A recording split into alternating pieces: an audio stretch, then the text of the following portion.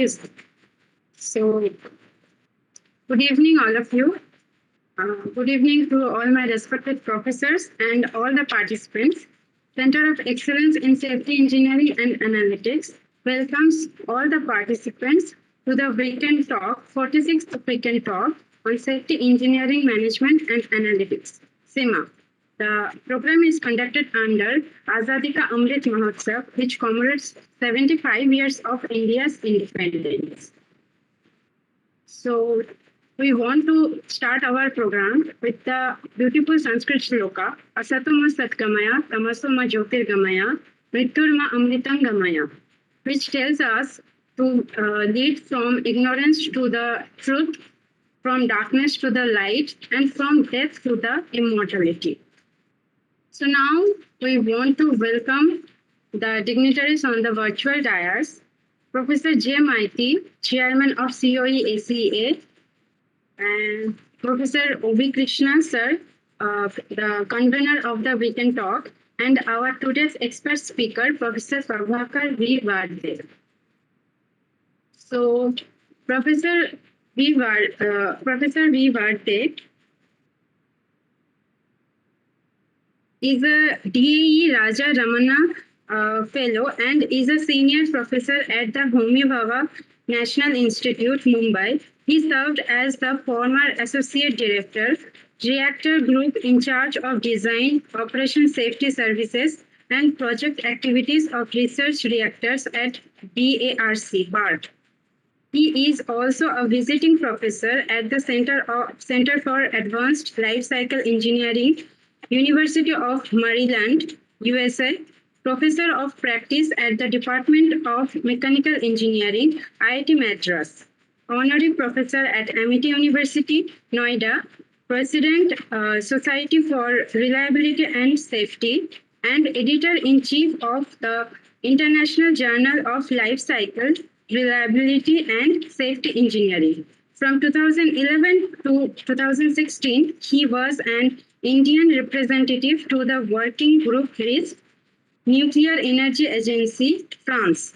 He has over 250 publications and 18 edited public authored books or conference proceedings, referred journal papers, and 16 major technical project reports. He was awarded the SROQM 2012 award for pioneering work in safety and intelligent operational support systems. Best Paper Award, ICQRIT 2016, International Conference on Quality, Reliability, and Information Technology. And in 2017, he played the lead role in developing a research reactor simulator, and this work received DAE Group Achievement Award. So now I welcome Professor O.B. Krishna, sir, to formally welcome our today's speaker. Over to you, sir. Thank you. Thank you, Sinjana. As you have given elaborate introduction of Professor Varde, see, I did not touch his academic contributions, his work, because I'm very small to talk on those things. He's a great man, contributed in many fields, right from atomic energy to reliability, quality. He had made some 225 publications, huge academic background behind him. Thank you, Professor Varde, for accepting our invitation and agreeing to talk to this safety engineering, analytics, and management platform, which we are doing since last, 46 weeks continuously, irrespective of any. There are many problems in between, disturbances, many places. Still, we did not stop it. I remember one of the speakers from Paris. He became emotional about Ukraine things happening. Then he had to come out. I told him, as an academicians, we should be very strong, come out and tell our views very clearly. So it's nice to all the audience are very eager to listen to you. Though the participants are not very high because of the Good Friday. And nowadays, because many people are telling they would like to see in the YouTube, because this is many people across the world will be seeing. Initially, they used to participate. Once we have put it in the YouTube, so they prefer to go through YouTube. But there are some dedicated people who keep on attending it. So your talk will be published in the YouTube within 2 days, and people will be enjoying it. Thank you again, and I hand out to you, Professor Vati. Professor Krishna, Mr. Shovik Das, and Miss Sanjana, and of course Miss Swin. She gave me a trial yesterday for this presentation. Good evening to all of you. We have this Good Friday, and as you said rightly that YouTube is another opportunity for the dignitaries to hear what we are saying and seeing the things. Well, today's topic, I think if I can remove this thing from my screen. Okay. So now, as you can see here, my presentation is on risk-conscious operation management. Probably all of you must have heard about safety culture, safety culture is basically a present norm which go. But you see, safety is a term which doesn't have a mathematical connotation. On the other side, risk has got this mathematical connotation. So that means it is a measurable parameter. So anything you build on the risk as a concept, you can have some sort of a scientific explanation to whatever you are doing, especially if you talk about the engineering system and all that. I'll come to this topic again. But then the second term in my presentation is consciousness. So we have the human reliability methods. Now, why I am talking about human reliability methods? If you see our engineering system, the contribution to accidents is almost like very high, or rather 50% or 70%. In some industry, and in some industry like airline industry, it is more. Nuclear industry is the best industry which is maintaining the highest safety standard. So what it comes to is that you require a robust human model, robust conscious culture, so that we can enhance and further go. Safety is a shifting goal upwards. So we have to go up and do improvement. So that's how this topic is related. And I'm talking about operation management. Why? Because operation management has got a different characteristic than design. That whole ecosystem is different. And it requires a special treatment, if you want to work on this. And most of the accidents happen during operation. So this requires attention. So I'll go to my next slide. Okay. Well, first I'll give introduction. My outline is like this. Second one, I'll give operation management, a brief overview, because it is not possible to cover in this presentation the details. But whatever relevant for this presentation, I'll be covering actually. Then risk-conscious operation management, the subject. And there you have two terms, risk and consciousness. So we have risk-based engineering. My first book, almost it was like developing a subject. I'll come to that also. So that was risk-based engineering. And further, I'm working on risk-conscious culture. Then second thing is RCOM human reliability model and design. As I was telling you, it is related to reliability, working on human reliability. And further, whatever technological developments we have done at BARC, its application, lesson learned, and path further, that I'll be discussing in final remarks. And on the right side, you are able to see my love. I have spent this is Dhruva reactor in BARC. It is a pride of India. Why? Because this is one of the biggest research reactor in the world. There are 5-6 big research reactors. Why? Because it has got 100 megawatt power, neutron flux 10 to the 2 into 10 to the 14. This is the flux level. So it provides a very good platform for the researchers to do experiments, and it is an engineering marvel because research directors of this type, they are not built second time, third time, so they don't have replication. They are built once, and then it is and it is a very important project reactor operating for 37 years. It will be completing, and now we are going to the aging management program.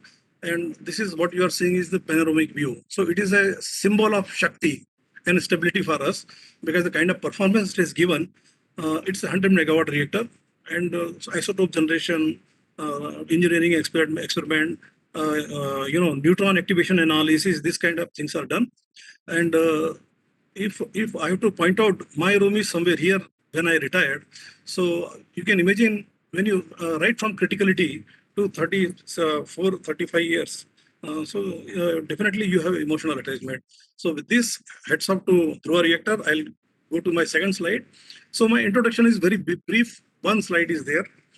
Well, it is very important to give a background of nuclear safety. So my reference point for discussing the risk-conscious culture or risk-conscious operation is a reactor or nuclear safety. You can see nuclear industry has the best safety record.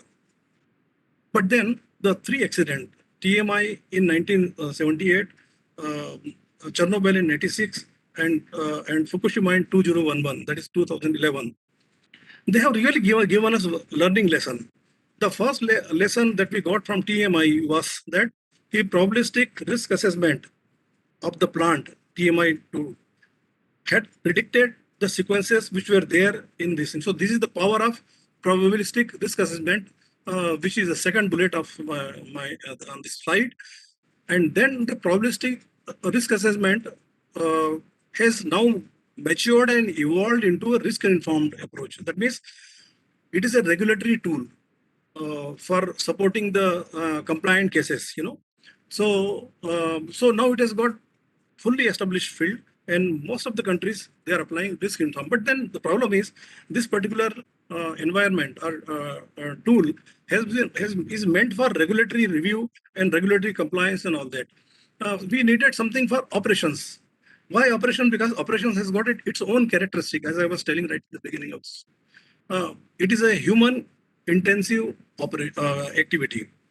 Not that at every point human interaction is required. The plants are built and designed in such a manner that even if it is a worst scenario, for initial period, human intervention is not required. The kind of safety features that are built into the system, it takes care of it. But again, at some point, the human interaction becomes part of. So operation ecosystem is characterized by human interaction. Then second thing is, like any other field, you don't have data. You do have data, but sometimes you come across qualitative statements. That means this parameter is more, this parameter is less. Here we can say, so what you can say, qualitative language or linguistic parameter you have to use in your modeling.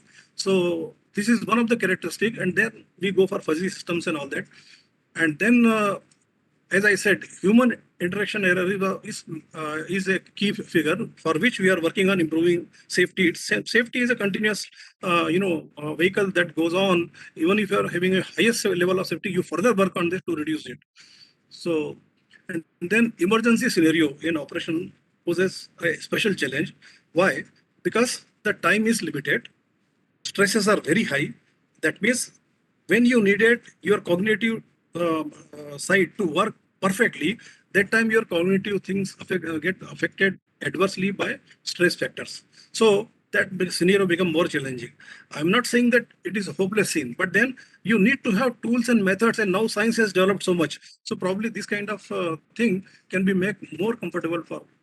And here I'll be making some fundamental statements because consciousness is a field which is developing in some sector, and in some sector it was sort of like, okay, this is what we should know about it. So I'm making one assumption or postulate that consciousness is fundamental, and of course it is fundamental because it is required for our existence. So that's why we are going for why risk conscious.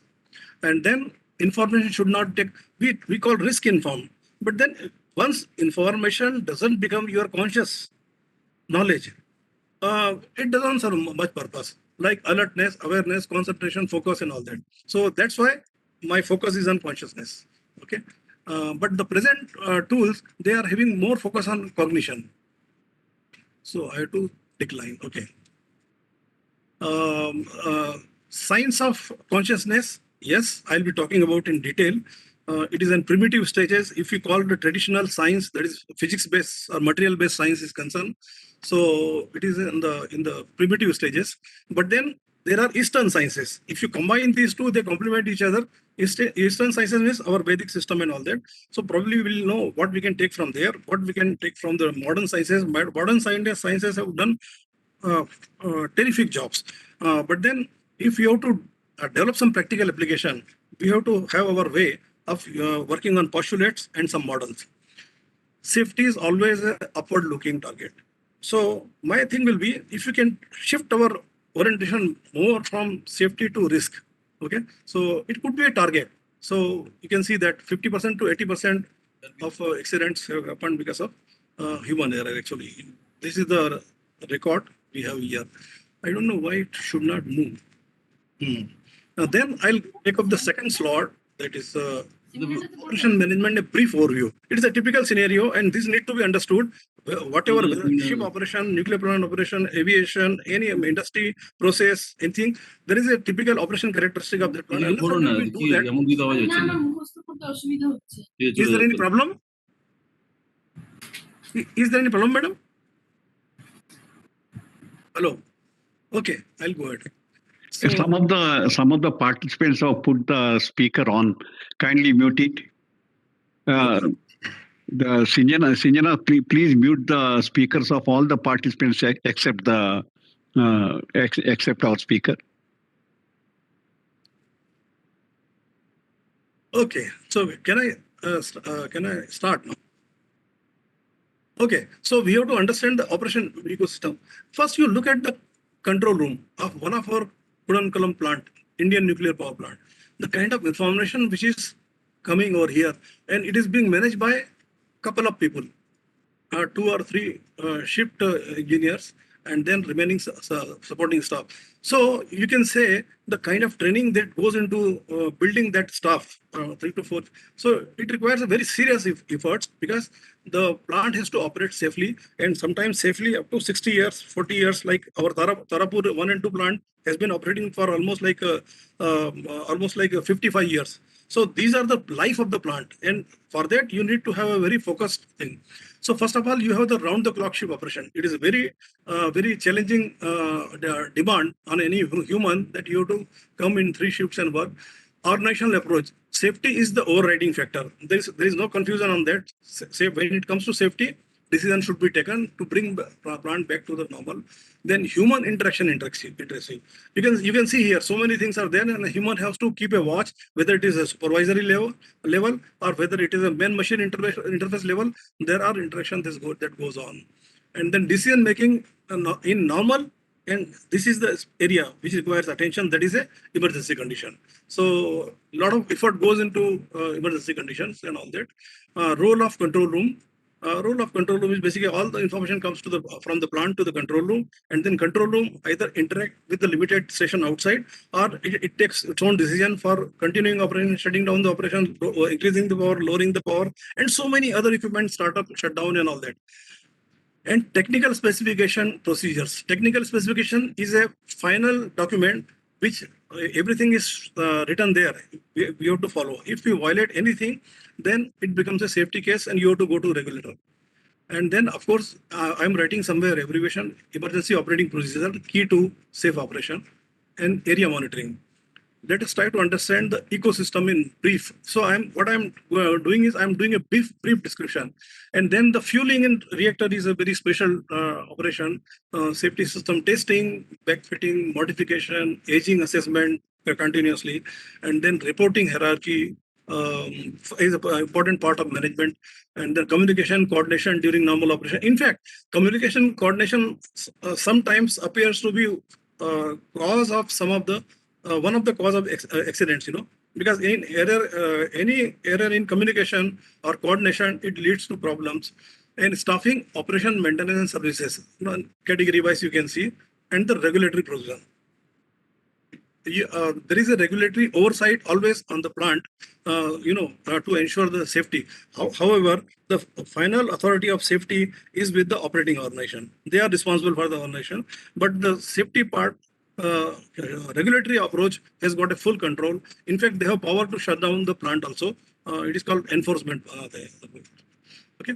Now, risk conscious operation management. Now we just saw operation management. Now let us learn something about risk conscious operation management. And this is the area I'm focusing in my research or in my publication. Okay, so this is the fundamental model of risk conscious operation management. This figure is key to whatever discussion will follow. So what you need to have in the beginning is consciousness protocol. Okay, and those protocols are implicates or postulates that you have to work out, and that will be governed by the kind of knowledge that we have, the kind of rules we have, the kind of physical system that are existing, and some kind of assumptions. Then the next is we have risk conscious culture. Based on this, risk conscious culture is built. Risk component comes from risk based engineering. I'll come to this again. Okay, so from here the risk component comes. Here's consciousness component comes. So you have a risk conscious culture, and this is your nuclear plant, and probably these are the jobs that we are targeting to follow or to see some improvement and all that. So this is a fundamental model. Now the risk based engineering is a very key component. Maximum effort goes into this module because you as an initial condition you should have a probabilistic risk assessment model, at least level 1. That means system analysis. That model you should have, and then only you can develop this culture. Okay, so a lot of effort goes into one PA. Probabilistic risk assessment takes 3 to 4 years for a plant, and this is a basic document. Okay, and then consciousness culture, it's something new paradigm. We are all learning, and then these two integrate, and then this term is equivalent to the safety culture that we have. But here I'll when I take you through the presentation, I'll say everything. If it is measurable, it is of more use than anything which talks in terms of increasing, decreasing, and how much. That answer often is not there directly. So I'll be focusing on this kind of terms. So kindly remember this because the presentation also is based on this particular model. Okay, now let us see what are the postulates. Well, the Indian thought, that is Vedas and our books, they say consciousness is all pervading. It is not a subject of a person alone. And here I have taken this postulate. Why? Because we have individual consciousness, then we have organizational consciousness, then we have a system consciousness, organizational consciousness, national consciousness, and international consciousness. And all percolate down to your safety or move from you to the international level because we are in touch directly. So it is more apt to say that the consciousness is all pervading and it is universal in nature. This particular sentence, it is talked in terms of physical, non-physical. There's a divide. Okay, so present science is based on physical, okay, material science. So there is something non-material, and of course quantum mechanics, I'll not go into the detail. So quantum mechanics, Planck's constant, those things, they take you into that area. But that is also evolving science. Okay, consciousness is fundamental and core entity in human being. You are sitting and you are talking to me, you are conscious. If your consciousness go down, your being quotient reduces. So this is the second postulate. Human is basically spirit. Everyone agrees. Human is a spirit. So that means it is special to compared to any other material. So when you are spirit, spiritual component becomes part of it. If you don't integrate spiritual component, then you are not addressing the human related issues, and probably this is a big gap. A present human reliability model, this kind of aspects, they are not covered. For example, I'll tell you, you sit in meditation and see for yourself or ask somebody to monitor your blood pressure, and you'll know for yourself. Don't have to do big experiments and all that. I did it many times in my simulator lab. I did it here. We use EEG. So spirituality is inherent to this. And why spiritual? Because then there's a question of conscience. Conscience means ethics, right, wrong. That also comes from this path. So human model is not complete unless until you take. So next I'm talking about consciousness is life force and relate to qualities like alertness, attention, focus, and awareness. These are the qualities are one level. Consciousness is much higher than this. So I'll not go into that thing because it is not relevant directly to this presentation.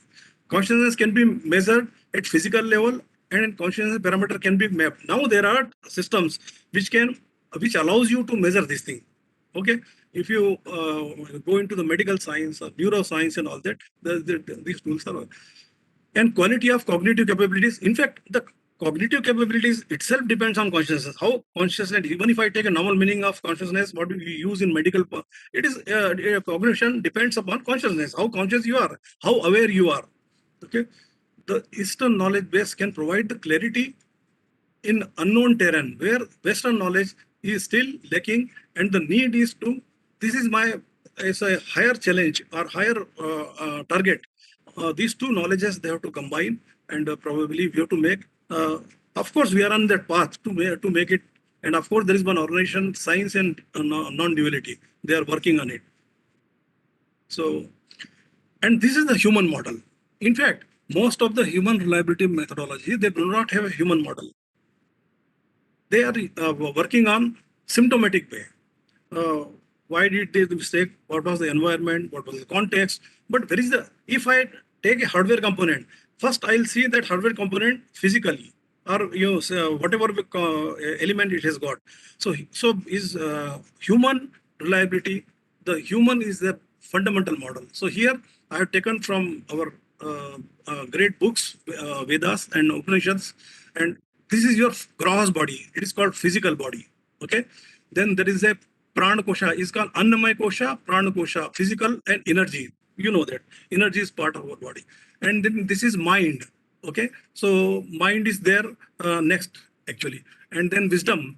You are able to hear me because I think our power supply is gone. So okay.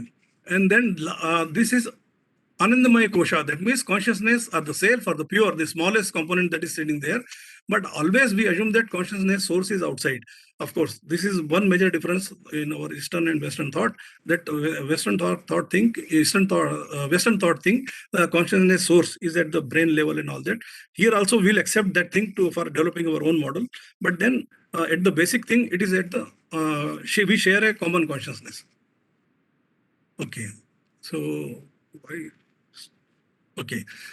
And then we are seeing some sort of analogy. You know, when we build our engineering system, probably you would have seen most of the people here. This is a neuron in the brain. And 100 billion neurons, they are in the brain. And when their connectivity defines our memory, our thoughts, our what we remember, that is learning, knowledge, everything is depending on that. So this neuron is a fundamental element, you know. And then in a artificial neural network, that is machine learning, we have this neuron where we have inputs, there is a transfer function and there is output. Similarly here, when you have so many neurons, so here we make artificial neural network where is a bias node, then other nodes, and then output and all that. And in the brain also it is operated at certain level. So this is an analogy that we have over here, because we have to connect engineering and humanities. And so now let's come to the basic question: what is risk conscious culture? Probably I would like to have attention of it is a long definition, and I have not given much stuff because this can be said in a bunch only. So risk conscious culture is a in risk critical. I'm talking at present about risk critical system ecosystem that deals with the development of a set of some quantities or this thing, human attitude, I would say, okay, and practices and characteristic, and involves value and learning based systematic and sustainable approach to assessment, implementation of corrective action program. It is complete. Detecting, assessing, and then corrective program. That has a risk reduction and management. These are objective function as overriding objective. How it is enabled? Enabled through a scientific and rational based risk model of the plant.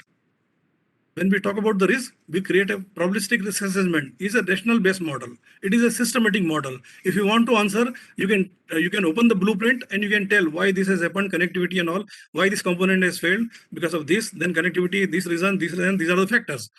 Okay, and then we go to the root of it, and then we talk about a plant that analyzes hardware, software failure, down to reach human error causative factors, towards ensuring risk reduction in terms of measurable parameters. So this is my strength, So, and finally, how it translates in reality.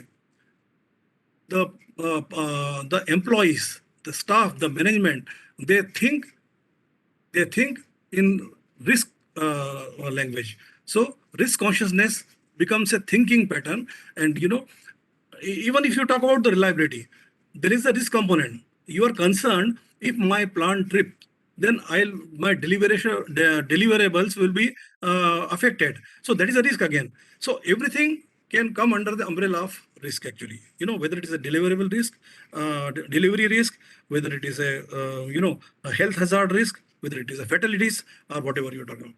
So development of a human organizational risk conscious culture is the key to risk reduction to minimal acceptable. You can never say zero risk, because risk, the moment you talk about anything, risk is a integrative part of it actually. Okay. Now, if it is part of decision, finally, if you go to higher level, management takes a decision, and there is a risk consciousness. So decisions requires knowledge, then it equally requires attention, awareness, and rational, and of course administrative background. So human, this is one thing. That means these are the basic things that are required. And second thing is human attributes to be addressed are, this we are not addressed in any of our engineering system, that is feeling, collective consciousness to risk, deliverables, cooperation, coordination, handling, and these are factors which are considered in humanities and these sciences and all that. So when it comes to decision, this is one part is affected. But when you talk about reliability, it's engineering parameter and the management parameter. The risk of the state of the art in modern science does not yet convincingly explain the fundamental subjective qualities like emotions, feeling, and David Chalmers is a well-known authority in this area, and he said this is the problem of consciousness. Okay, he says unless until you explain this feeling, attitude, and all that, your science will be incomplete. So you can refer any book, and David Chalmers who talks about it. So but then consciousness is at the back of it. How to do it? The connect the dot is a problem. The state of the art in consciousness is spiritual science, neuroscience, quantum theory. Is most of the areas they are touching upon development, and then trying to create a model, but still the knowledge is at the infant stages as far as the physical science is concerned. The state of the art in cognitive science provides adequate understanding of physiology and psychological stresses. This is very important, right?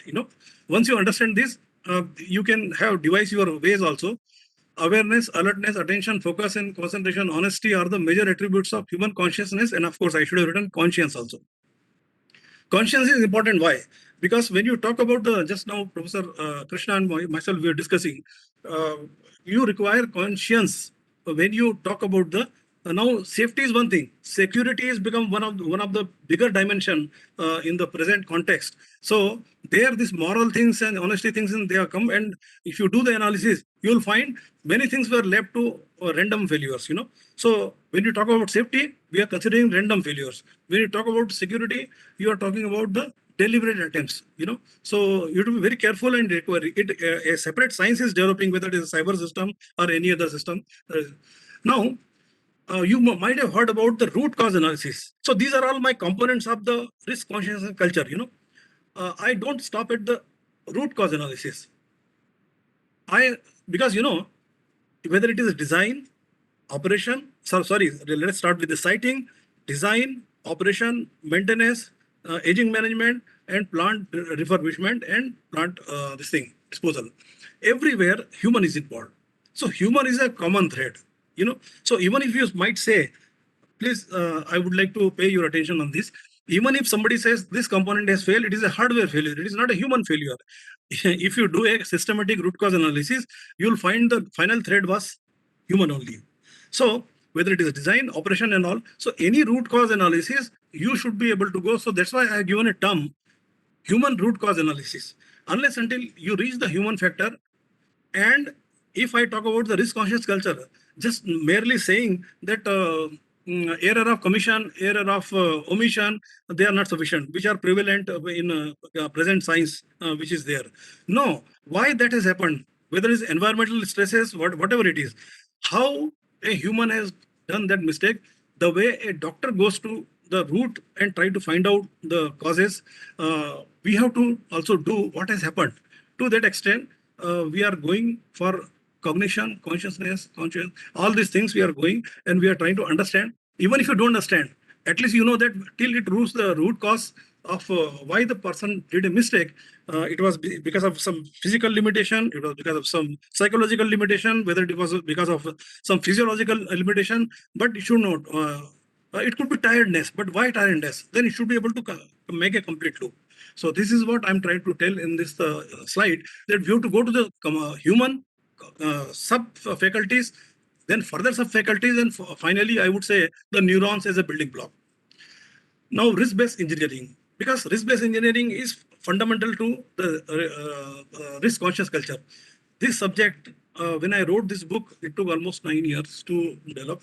So this is a fundamental book, which I am now adopting for operations. So it is a risk-conscious operation. Okay.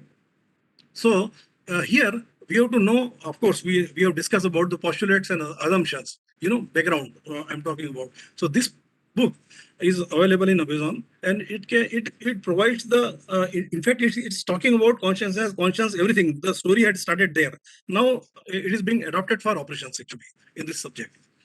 A human model is required. I have spoken almost all things. Role of consciousness along with consciousness and consciousness is important. Operational precursor. This is a new topic as part of risk conscious culture. Problem of probabilistic risk assessment is that the whole empire of PRA is based on the component failure or human failure. But we all know that for any failure, there were precursors. There were reasons which were trying to tell you, like our body. Before we go to the doctor, there are many indications, they are called precursors, but they are so feeble, we try to ignore them. Same thing happens in engineering system also, that I'm not saying there is no system, but a systematic system has to be built. A system, organizational provision should be there. So, the next important point is precursor analysis, which is a part of not risk-based engineering, but operational risk-conscious operation management. And development of a human reliability model, human root cause analysis I discussed with you, and preventive and corrective action. In fact, here I would say one more important thing, which I have not discussed in this, and now prognostics and health management is an established field. Earlier, we used to have periodic inspection. Then we used to have condition monitoring. That means the machine will give a failure indication when the record goes up. But now the latest science, which is recently come out of lab, and in aviation it is being used a lot. It is called, and of course in nuclear also to some extent, it is a prognostics and health management. That means you are trying to track the failure deviation from any normal operation, and then the deviation goes to some certain threshold, then only failure occurs. So here the challenge is to assessing the threshold of failure, and it's a big science. A lot of uncertainties there is up now. But then at least we knew this type of system can be built. In aviation, they are using more, especially for structural systems and all that. And in other fields also, it is being employed. So prognostics and health management probably you should carry as part of risk conscious culture. In fact, in this book, there is a separate chapter, and I think one of the longest after human reliability, on prognostics and health management. And if I take risk-based engineering, as I was telling you, there is a probabilistic component, that is the deterministic means traditional approach of defense in depth, redundancy, diversity, and all that, so that one component fails, so other component, then reactor is safe, finally reactor is shut down, it is started back after the component is available. So, and then finally you have this integrated risk assessment from these two. So we got statement of risk by qualitative and quantitative statements. Now, validation of these goals. What are the goals? Anything you do, any change, any plant you build, so you have to do validation, verification, and then enhance model. Again, here it is come I have written enhanced monitoring, but actually it is a prognostics and health management surveillance program. Because if I write prognostics and health management, it will be blocked because the technology is new, it is very expensive, and a lot of science is required. So the traditional tool should be given surveillance, and this should be given place. And finally, you have to achieve this safety and availability target. And then from here, induction into integral system, that means is part of it, becomes a part of risk conscious culture. I showed you that figure, and from here you have this feedback, and this operates in a if there is some problem, again it will come back and operate in a closed loop. Okay, so I was telling you what is probabilistic. It is at the core of the subject that I'm talking about. So probabilistic risk assessment, most of you will be knowing, it is basically two bigger components are there. It is a very complex process.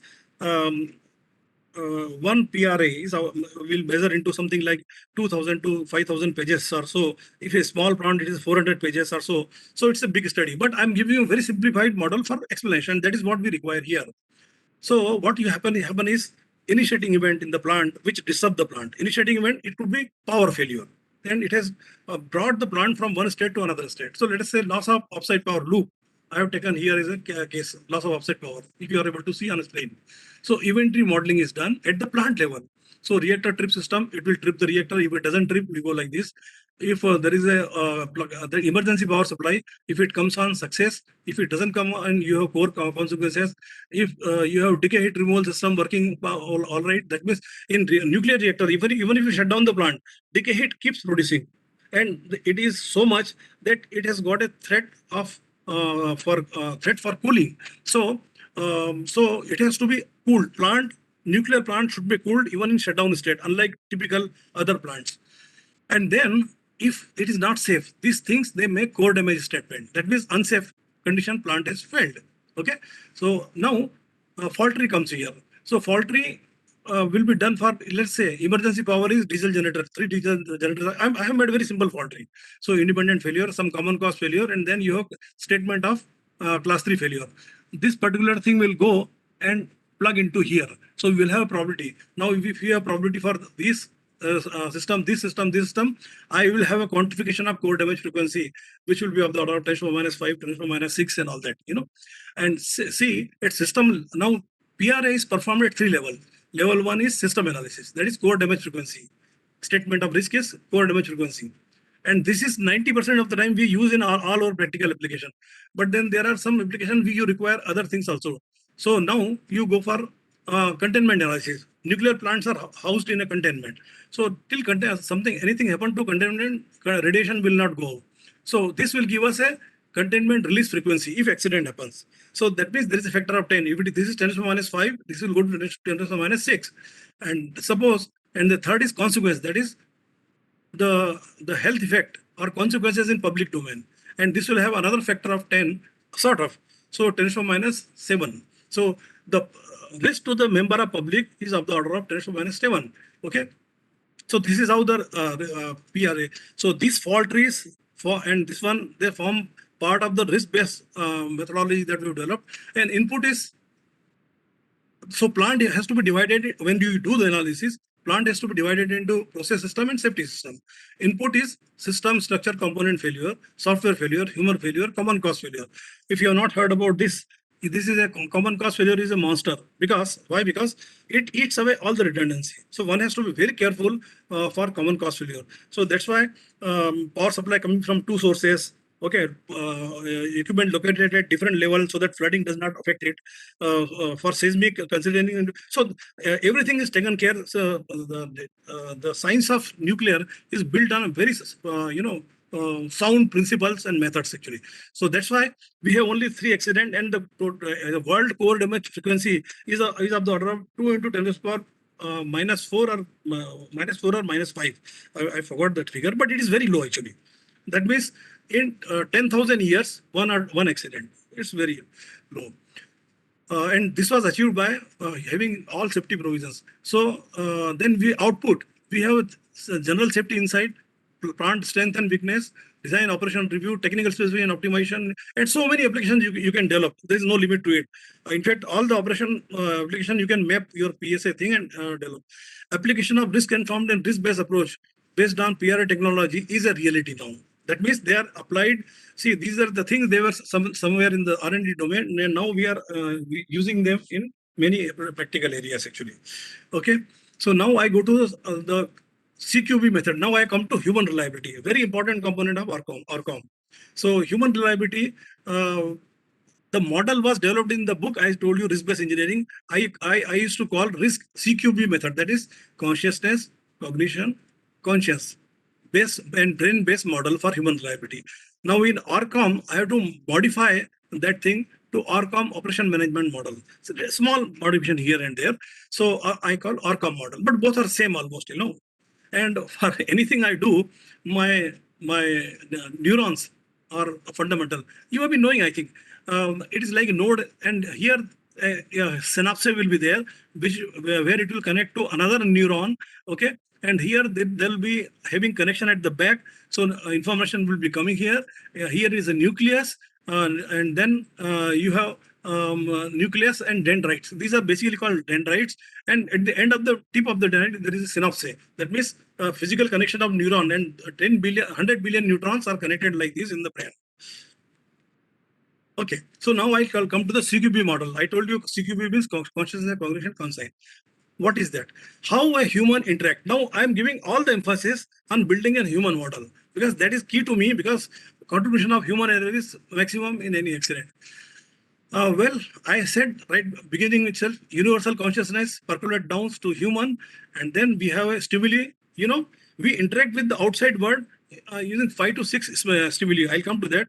This eye, ear, nose, skin, and all these things, you know, then mind, of course. And then we have the brain. They operate at the level of brain, and brain gives direction and takes direction from the rest of the body. So we have cognition here, and then conscious, finally right or wrong, question of right or wrong, and you have action. That means a human affect action in the real-time world, and that feedback of action comes back here, and the object or thing again inspires, and then finally it operates in a closed loop.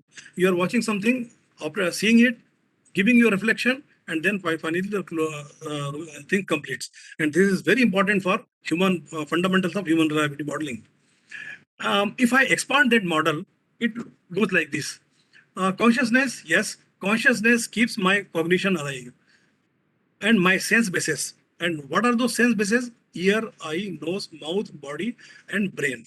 And these generates we can say, and then you have external object, visible form object, sound, odor, taste, touch. And so that means we have covered the whole universe by doing this. And then we have a stimuli. What are the stimuli? Conscious seeing. It's very interesting. I read a page of the book and I don't get anything. You know, then I again go back to the same page. I read, we say focused, with focus, but actually we are applying our all consciousness, all our energy. And then I get 50%. Okay. And if I'm more conscious, I'll get 70%. Vivekananda used to get, Swami Vivekananda used to get everything 100% in his brain, and he used to read very fast. So his conscious level was very, very high.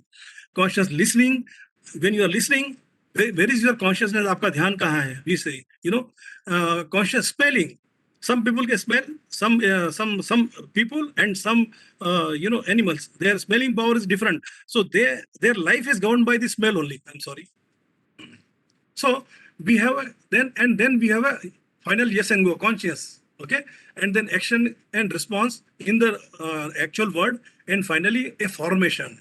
If you are seeing a poster, that poster forms in your consciousness, and again this loop continues. So this is my model which I had proposed in my book Risk-Based Engineering, and that has been adopted for our thing. And the model which we developed for this consciousness, now you see, so far the human reliability methods, they were based on time, that is time gap. How much time you require, how much time is available, that will determine your stress. But that is not something, that is our assumption actually. But if I say in reliability, there is something called stress strength model. what kind of strength you have built into the system and what kind of stresses that are there. So if you build based on those model ratios, simulator is a device, or control room is a scenario for doing experiments. You can see what kind of stresses are there, what kind of strength, that is systems are built, and then you have a ratio. So we call stress ratio. And here you see one conscience is a factor which I have directly used. If ethical conduct is not in the place, it can have 0, 1 or something here and there, 0.2 and 0.8, but in between there is nothing. So that means your probability of non-performance will be 1, because this whole factor go. So here you have stress factor, here you have machinery interaction factor, and so many other things. And this is a reference. In normal condition, what is the probability of non-performance? When stresses are not there, it will be different. But when you go to the higher stress level, so this is the model, and we have done with certain assumption with A and B factor, this modeling. So that means we have taken these things from postulates to a science-based approach, and we compared these results. Because I myself was from operation, I have spent my life, 12 or 15 years directly operating the reactor. So that means I'm not saying, but I'm operation expert. Okay, so I can say what kind of stresses are there when you are in control room, when there used to be some power failure and this kind of thing. So it is easier to interpret, have a common thread actually. And the fuzzy logic is something very interesting tool which gives us to convert this very high, low, and to convert into something like possibility factor. So if you assume that possibility and probability, they can interact and communicate, or some correlation can be developed, then probably you have a full science with you. Now, based on the science that we have built, I brought you from qualitative concept to quantitative quantification and this one. And now what we did actually, okay? So lesson from PRA. Actually, when you do probabilistic risk assessment, half of the problem is solved there only. You'll come to know some major factors, whether it is strength or weaknesses. That itself works for reducing the risk in a great way, okay? Whether at organizational level or at human level, individual level.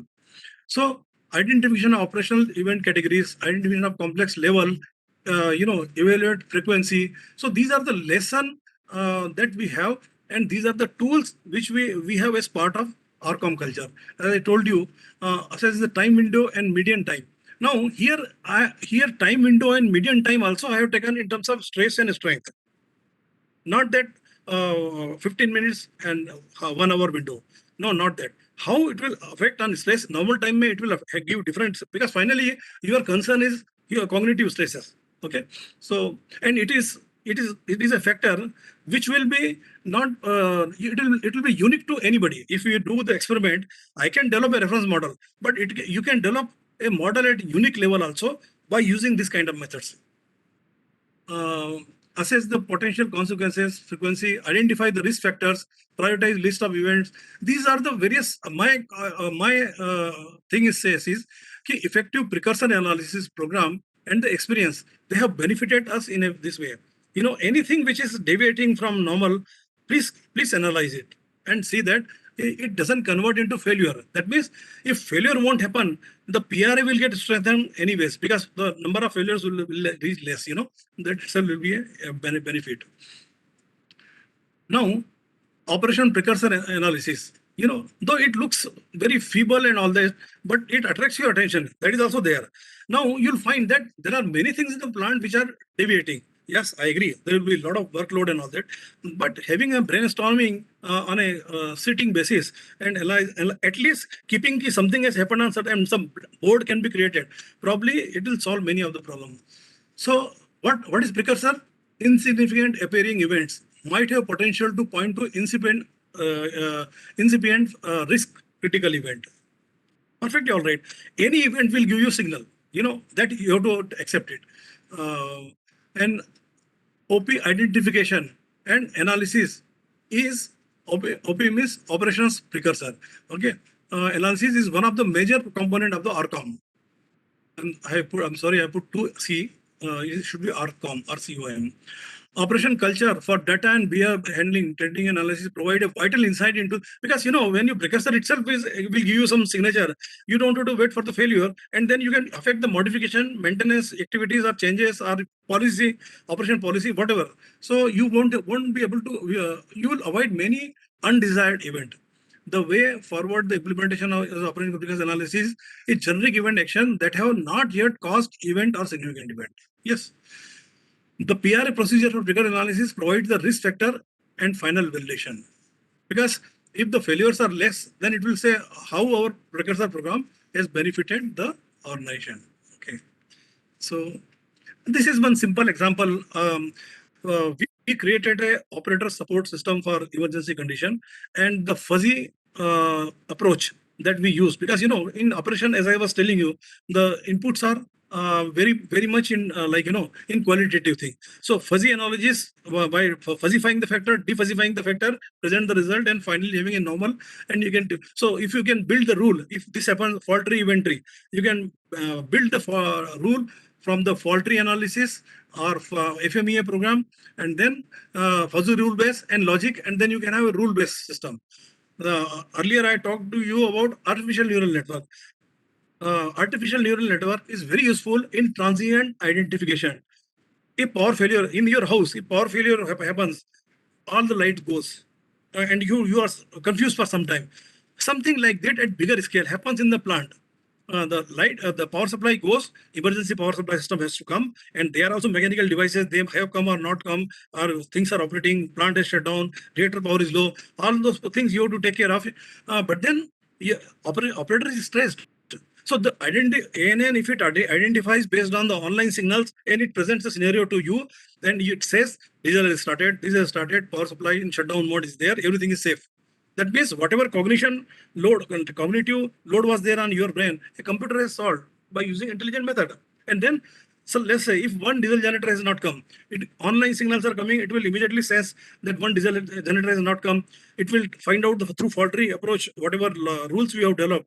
It will tell you also, oh, there is a compressor failure, there is a starting air failure, there is a lubricating oil failure. So the moment you have this kind of things, you can take immediate action, or at least you can bring the plant to the emergency mode. One plant is not there, some load you can put off and you can become safe. So this is the power of intelligent system we have here. This is one operator support system is one technological development which compensates for your lack of consciousness or awareness.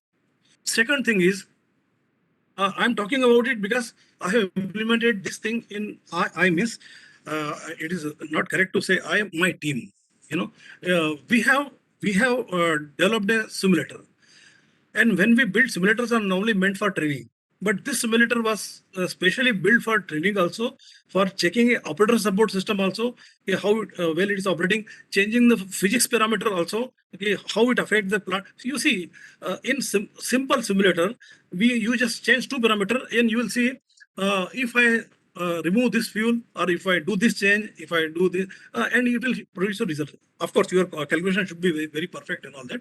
So this simulator has given us a lot, and in fact, my Cqb model, when I was in BRC, that time itself it was developed, and there is a details about, in this simulator room for that on that postal. So what we do in risk simulation, it is a facility for you can generate a risk simulation also. How you will run a session creating a classical power failure. You can see the beauty of it. You can create the classical power failure. You can block one DG and see how operator behaves. The operator is sitting here. How operator behaves. That behavior will give you the vital insight that you require for improving safety. Whether it was a limitation at man-machine interface level, whether it was a hardware limitation, whether it was a limitation of the human, or whether it was a limitation of controls. So all those things will come into it. So simulator gives you freedom. You cannot do all these experiments in the real control room. Then testing of operator intelligence support system. Yes, I feel it is an ideal tool to validate and verify your, the software system that you develop. We call operator aids. They can be tested here and they can put into the plant after a regulatory review and approval and all. And then organizational factors. It's very important simulating an assessment of available safety margins that can be. Now, there was some extra margins were built into the plant. But today, you feel, no, some mode modification should be done. So we'll have certain benefits. I will not name those benefits. So those kind of things, safety margins can be assessed here because you have calculation. You have real parameter coming from the plant. So that means you can develop a good correlation and affect the. So this technical element, whether operator support system, this one that is a simulator, they are key to these kind of things.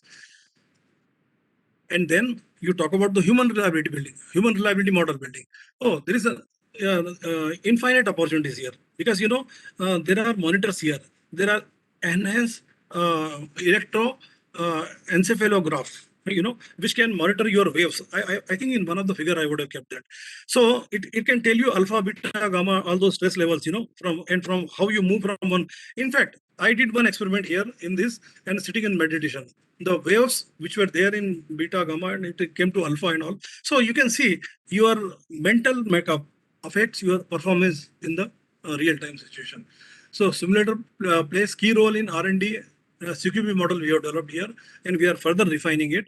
Simulator sessions are important for tracking and monitoring of consciousness level training, and the cameras and some monitoring devices are there. It might include even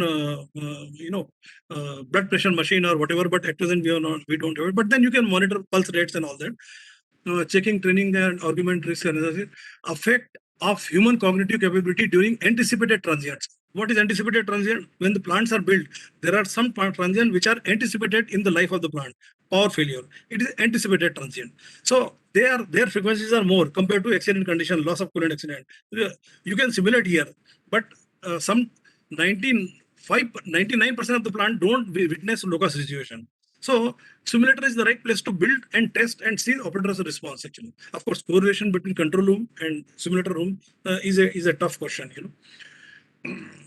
Then experiments related to assessment of effect of meditation and alpha, beta, gamma waves. This we have done, So we are working on it. Done means we are also learning, because it's a something different domain, medical domain. So then procedure can be tracked,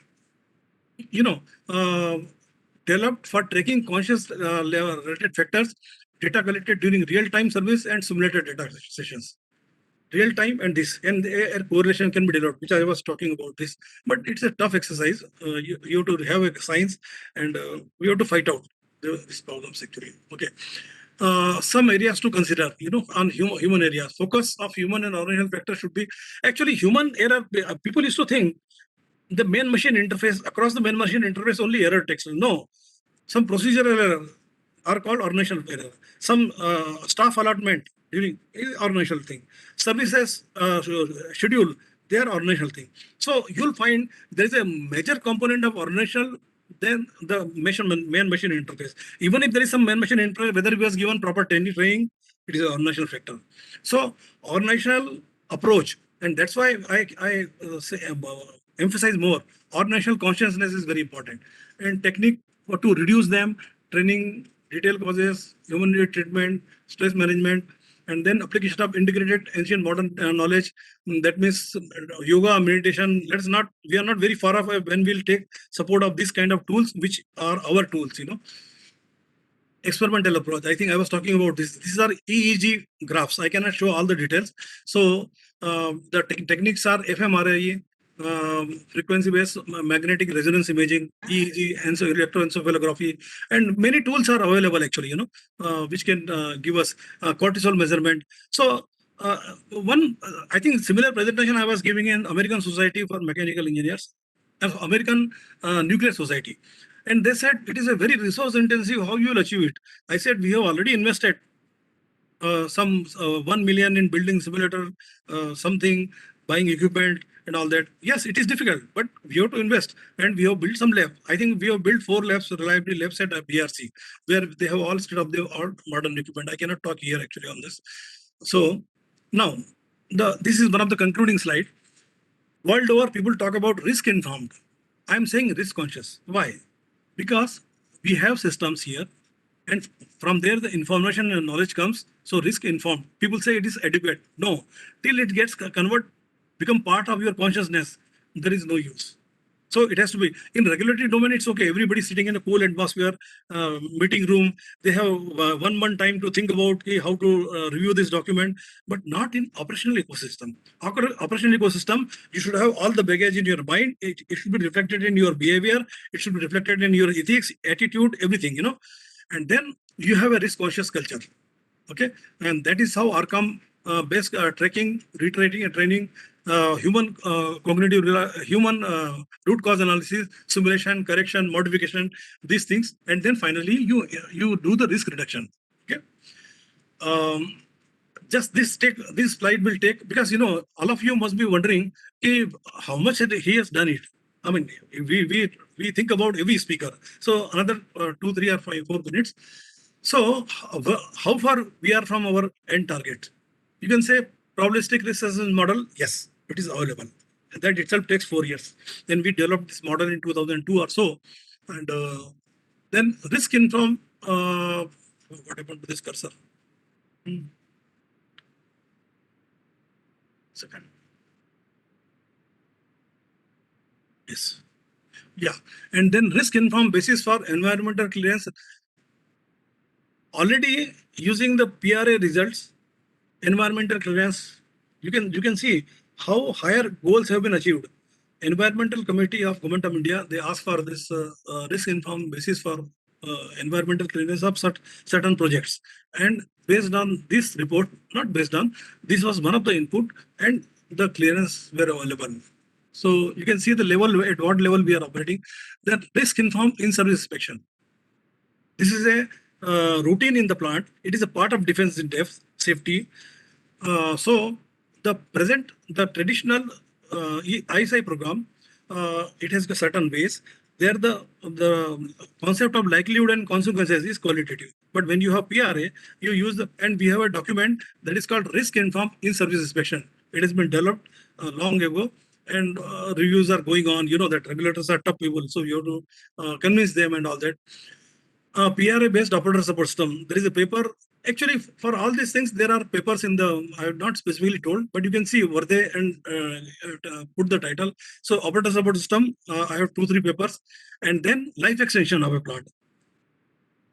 Same risk informed approach, or we have used for life extension of a gamma irradiator. When it had completed 30 years, and regulator said shut down the plant. Then life extension should be given on certain basis. So that basis was created here, and this paper was published in Nuclear Engineering Design. Changes in plant configuration, that is risk monitor. We had developed a risk monitor, but I think now the PSA thinks, or there was something. So, but we have paper. For all the subjects, you will find our papers in the open domain. Monitoring and survey. In fact, I was afternoon, I was confused. We have a systematic paper that is prognostics and role of prognostics and health management for nuclear plants, and that was published in PHM Society Journal. Okay, so this idea also we have covered. Emergency operating procedure, OPED, has been addressed in operator advisory system. Planning and scheduling and maintenance and test interval and allowable voltage, the R&D is going on. Actually, this is not a very tricky methodology. Only there was no need actually, so we have not done it. Training and qualification program. So yes, now PRA is part of checklist. I think Joshi should be, if he's there really. So we are making part of checklist, part of technical session, part of everything, simulator session. So reporting hierarchy and all, these are administrative things. So this has to be done, but they are not like were put as a problem. But many people have solved these problems for this actually. Okay, so a final remark I'll give is like this. A robust human model is the fundamental requirement for human reliability. At present, the human reliability models that are there, the uncertainty associated with them is more. Why? Because there is no fundamental human model, number one. And number two, the completeness of the thing, like consciousness, if I ignore and if I only base our things on cognition, then I think I'll not get, because finally, one of the reasons how your mind works in the way it works is your emotional factors. Well, if you ignore that thing, probably happiness question. So those things have to. ORCOM approach integrate Eastern and Mid. We are not saying we are taking a lot of knowledge from Western approach, Eastern approach, and then we are trying to see what could be postulates, what could be the real science-based things. Human root cause analysis and precursor analysis are integral to role of operator support system. Yes, it is also one of the application. The RCOM prediction has been compared with the THERP and other methods. In fact, we did an analysis properly, and we found our evaluations were less conservative. Why? Because uncertainties were, we made a special attempt to reduce the uncertainty. Use of plant-specific data complemented by simulator experiments. This is a really little tough challenge, but yes, we are working on it. Further, work towards designing and experimenting with the ORCOM model, precursor analysis, human reliability analysis, we have achieved it. It is expected ORCOM is more effective in strengthening plant operational culture. There is a significant interest in Western material-based approach for consciousness studies in last 40 years, but consciousness studies require extension from material to vital spiritual approach, taking a real leap from Eastern science based on the ancient Vedic knowledge or Vedic or any other knowledge. And that's how we can have a balance.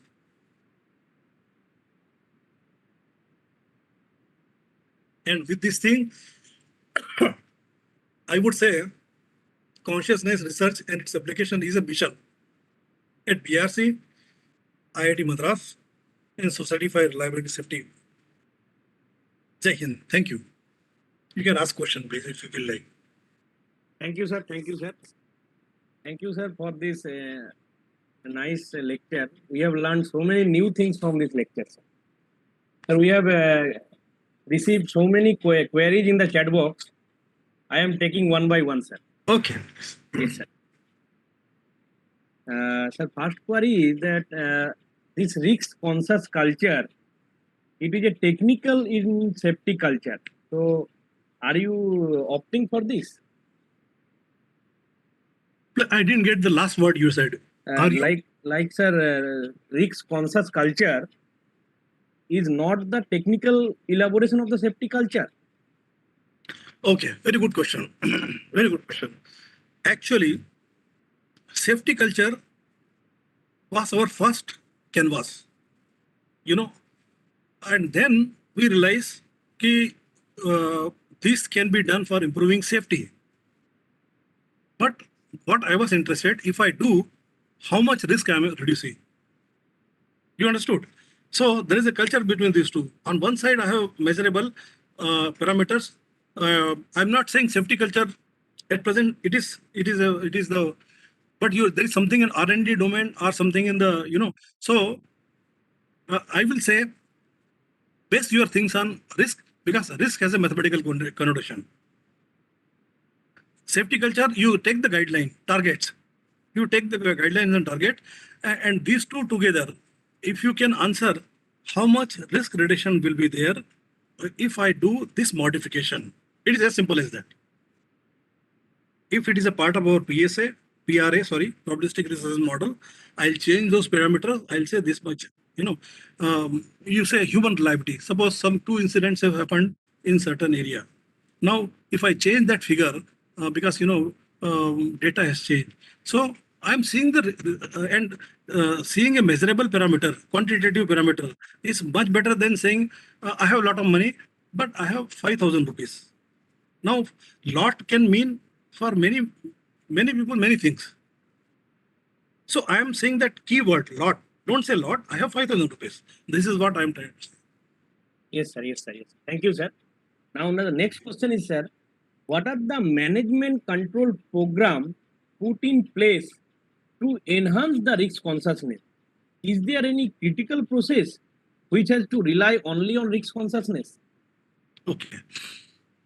Yes, sir. The technology that we are developing, you see, how science develops. PRA studies were developed in 70s, and now they have become integral part of.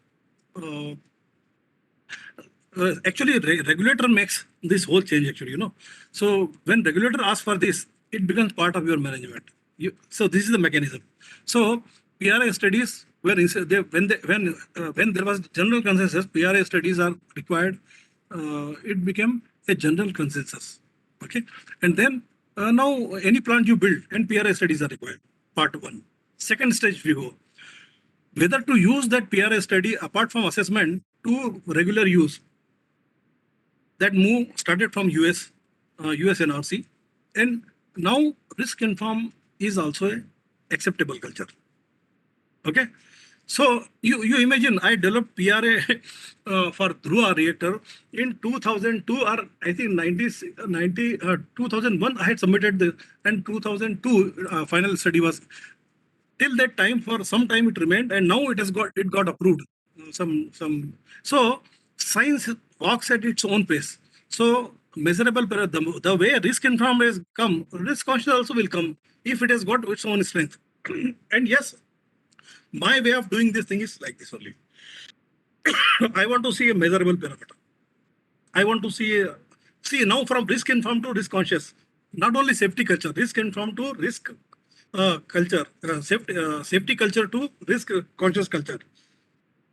The popularity will come the way it comes. But if you ask me, is it that it is being implemented everywhere? No. It is still in the R&D domain, and some of the leaps we are taking from there to explain the regulator, the human reliability, this, that, and bits and pieces. Yeah. So it is there, it is not there, both, I can say. But Yes, nobody can say, yes, it is there, but it's part of your protocol. Yes, sir. Yes, sir. Thank you, sir. Now, sir, the next question is how to measure human consciousness. Measure human? Consciousness. Oh, yeah, yeah. Yes, sir. Very good question. I'll tell you. One of the approaches electroencephalography. Okay. Where I'll be able to the wave pattern comes on the screen, and that will tell you whether actually consciousness means you are talking about stability, because our reliability concern is stability. So the alpha, beta, gamma will be predominant when your stress levels are high or whatever. Alpha. So these stress level patterns will tell us our level of consciousness. Yes, sir. Yes, sir. Okay. Then there are fMRIs. They have their own science. Then cortisol measurement. Basically, you are there you are measuring your stress, okay, and how it affects your consciousness. Now, if you ask me how your consciousness can be measured in training and simple in training and this thing, I'll do some experiments in the lab, which will be more useful for the control loop situation in future. I'll ask some exercises. Okay, tell me which are the readings on this graph. So I gave one example. No? You read a page or you see a figure and then how much you remember, that is part of your consciousness. Yes, sir. Yes, sir. So you can, in control room environment or simulator environment, you can really see some attitude related feature, the alertness related feature, the focus related feature, awareness related feature. So all those things you can see. This is not a rocket science actually. Yes, And sir. this is what it means to consciousness to us, Yes, sir. Yes, sir. Thank you. Sir, can we use VR or AR technology to improve consciousness by training to the operators? What is that technology you said? Virtual reality or augmented reality technology? No, that is what I have presented. Yes, sir. Virtual reality, if you ask me, it is an intelligent application. And I am using, see, consciousness, one is you build consciousness, you train consciousness, other one is if consciousness is poor, like I give you example of operator support system, right? In operator support system, it takes care of if you forgot something, forgetting is a very common attribute, no human attribute. Mm-hmm. It will show you a listing. So I am compensating for your lack of consciousness or lack of memory or lack of something. So it is guiding you. You check these parameters. Operator support system is transience identification where cognition was low. It has given you cognition and consciousness were low because you are in a different situation. So what happened? The transient had come. So that time, what you needed was your topmost goal was what is happening to the plant. Oh, it is a class 4 power failure. It is single feeder failure. It is a double feeder failure. If it is single feeder failure, 2 DG should come, 1 DG should come. These are answers which are coming directly on your screen. Okay, it was a single feeder failure. DG1 is operating, these pumps are operating, and everything is intended. Everything is not intended. This should come because rules are there. So operator support system is one way. Prognostics and health management is another way. You have to have a consciousness about how your system is degrading. Prognostics and health management has got online sensors, and it will tell you, hey, these are the deviation which is happening from normal operation, or these are the structural changes that are happening, corrosion or anything, whatever, So you are away from failure. Like suppose in a plant, I think we are all engineers. There is a check valve in the pipeline, check valve, non-stop valve we call somewhere. Yes, sir. Yes, sir. Now that valve started producing some sound. Now I'm not sure whether I should shut down the plant. If you shut down a power plant, it's very expensive proposition. But if I can monitor the check valves, some typical sound that is vibration sound it is producing, and if I keep tracking about that thing, and if it is not a catastrophic failure, sometimes you can you can do your scheduling management in the next shutdown unit also. Or sometimes it is so severe and suddenly it is going up and up, shut down the plant. So what? It is compensating for our consciousness. Yes, So it is giving me, that's why I have put one special technological upgrades or modern technological things which can compensate for there are so many examples. Condition monitoring, which is very common. It doesn't use any intelligent algorithm and all that, but it will tell you this particular vibration parameter is going up. Main coolant pump vibration or temperature is going up. Now keep a close eye. Tell the operator the moment it crosses certain figure, they inform you. If it doesn't crosses, stabilizes in between, continue operating the plant. This is what. So human is coming closer to the plant. This is the aim. Yes, sir. Sir, with your permission, I am taking the last question. Sure, sir. Sir, mostly, sir, this type of experiment to measure consciousness using EEG or FNRIS, we use the laboratory setting. Yeah. But the risks associated with laboratory setting is far different from the real scenario. Yes. So how to defend this kind of question? Very good question. This question I had asked to USNRC in one of the Western, because this was my concern. I think you rightly pointed out the concern. This was my concern. I shared in WG Risk, Working Group Risk, Nuclear Energy Agency. I was for 5 years, I was member from India, So they said big presentation and all, Kevin and all, Nathan and all. And then they said they are doing this. So that they are developing some human factors for certain conditions. Then I told them, do you have a correlation? Probably your question is correlation. Do you have a correlation with the real-time scenario? So they discussed for 3 minutes and they said no. But why you ask always difficult questions? So today you also asked me a difficult question only. So the thing is like this. It is not that everything is you have to wait for emergency. See, anticipated transients, which if it degrade, goes to station blackout condition. You understood, no? Yes, sir. Yes. Station blackout, and station blackout is that in Chernobyl, Fukushima, it is given as a lesson. Okay. But then this type of events, they happen many times in the life of a reactor. So from anticipated transients, we can learn a lot. I think 70% or 80% knowledge will come from there. And that you can simulate at the your simulator or even control room. Control room, lot of data will be there on anticipated transients, part A. Part B, there are some situation in normal operation also when time window is very small and you have to do that work.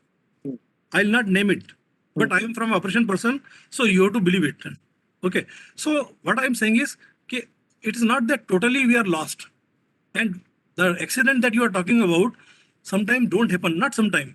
I told you 99%, if I am bothered about LOCA condition, loss of coolant accident condition, 99% of the plant, they live their life without LOCA condition. But then, yes, but then the advantage is so much of attention has been paid to the LOCA condition, human intervention may not be required. Why? So much of redundancy, because they are design basis of the plant. So much of, that operator should not be disturbed for initial 15 minutes. And our new modern plants which are being built, like advanced heavy water reactor, which is being built at BR, for 36 hours, operator should not have any interaction because the core safety margin itself takes care. That is called passive systems. Passive and inherently safe systems. They take care. What I'm trying to say is these problems are there in the mind of all our great people who build these systems, you know. So like for my plant where I was working, the system capacitance was so much that for half an hour, I am not supposed to do anything. I am supposed to do a supervisory position, you know, and then later on, I should be interacting with the plant if required. You know, Yes. if everything has not come the way should have come intended, then I am supposed to interfere. Otherwise, automatically reactor will trip, emergency coolant pump system will start, leaked water will flow into some tank, and when the tank level comes to certain level, pump will start, and in closed loop. So reactor, that's why we say in nuclear reactor, the safety standards are very high, very high. Yes. Yeah. So I think I have answered your question. Yes, We are sir. not- Yes, sir. Yes, yeah. sir. Thank you. Thank you, sir. Thank you, sir.